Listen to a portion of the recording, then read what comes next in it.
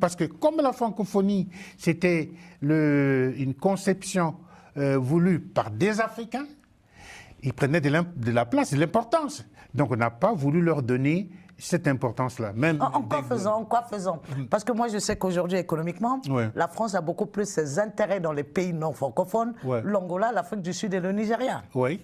Alors? Oui, tout à fait. Tout à fait. Mais justement, c'est-à-dire que la France, avec la France-Afrique, contrôlait l'économie des pays africains ex-colonies françaises pour ses intérêts. Voilà, on a vu. Oui, mais un exemple.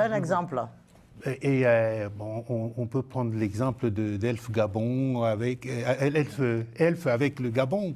Elf Congo. Elf Congo. C'est ça. La production pétrolière était.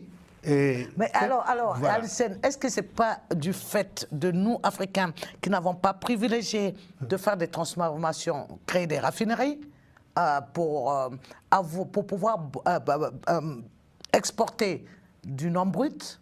Ou est-ce que c'est vraiment une volonté de la France ou de la France-Afrique de contrôler l'économie africaine? Je dirais que les deux, mais c'est vrai qu'après 60 ans d'indépendance pour la plupart des pays africains, c'est vrai qu'on ne peut pas toujours taper sur la France. C'est vrai que, comme l'a dit M.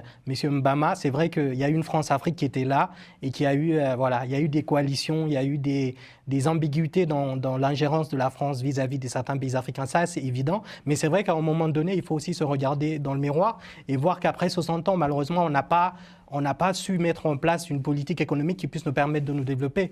On a malheureusement, nous aussi, des fautes parce que nous avons des modèles de gestion qui ont fait qu'aujourd'hui, au niveau de notre gestion, au niveau de notre démocratie, au niveau de notre gouvernance, comme le disait M. Juan Carlos en entame d'émission, malheureusement, à tous ces niveaux, on n'a peut-être pas montré l'exemple pour pouvoir utiliser en tout cas tout ce dont la Terre nous a donné, nos matières premières, parce qu'on a 3/4 des matières premières dans le monde. Il suffit de créer des industries, avoir une gestion vertueuse pour pouvoir lancer des cycles de croissance et malheureusement, je pense qu'à ce niveau aussi, on a aussi notre responsabilité.